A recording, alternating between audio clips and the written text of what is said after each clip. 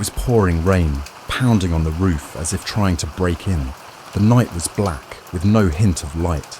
The house was dark and quiet. My wife and kids had been asleep for a long time, and I was sitting in the living room, enjoying the silence, when I suddenly thought I heard something. A faint, barely perceptible knock at the front door. At first, I thought I was imagining it, just the rain. But the knock came again, louder this time, like someone was scratching at the wood outside. My heart froze. I carefully stood up and walked to the hallway, trying not to make a sound. I went to the window and looked out through the rain. 3 figures were standing on the doorstep, dark silhouettes, their faces hidden by the night. They stood motionless, staring straight at the house. And then one of them slowly raised a hand and began to trace their fingers along the glass.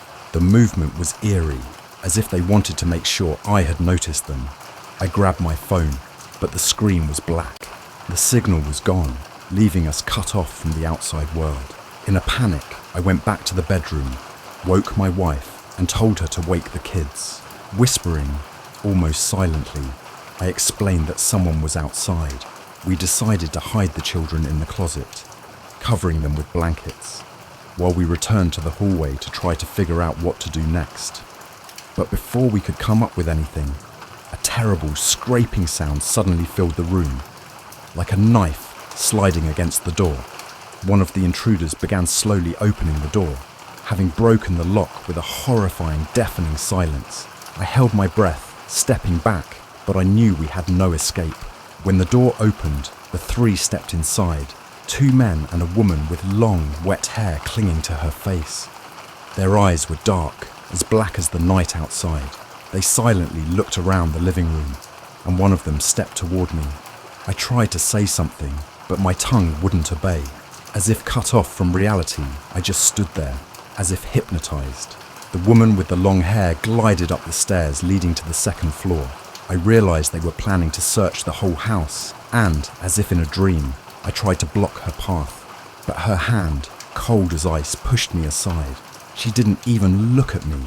Her eyes were focused on nothing, as if I didn't exist. When they started up the stairs, where the children were hidden, I snapped back to reality and, gathering my last bit of strength, screamed. My voice cut through the silence, and the intruders froze. For a moment, something dark and animalistic flickered in their eyes, and I realized that no negotiation would help us. My wife, hearing my scream, grabbed a heavy vase from the sideboard and threw it at one of the intruders. He staggered but immediately lunged at us. I grabbed the first thing I could find, a flashlight, and shined the light straight into his face. His eyes glinted like those of a predator, and he instantly stepped back, covering his face with his hands. The woman in their group hissed angrily, like a snake, and grabbed the man's arm, pulling him back. At that moment, a siren sounded from outside. The alarm had gone off.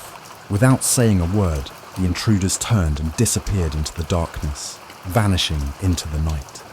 We were left in silence, trembling and holding our children, who had come out of hiding when everything quieted down. That night, we stayed in the house, barely breathing, listening to every sound. Only at dawn did we dare to look outside, but there were no traces of our nighttime visitors. Since then, the kids can't sleep without a light on, and I still feel like I hear faint rustling outside the door at night when the rain beats against the windows.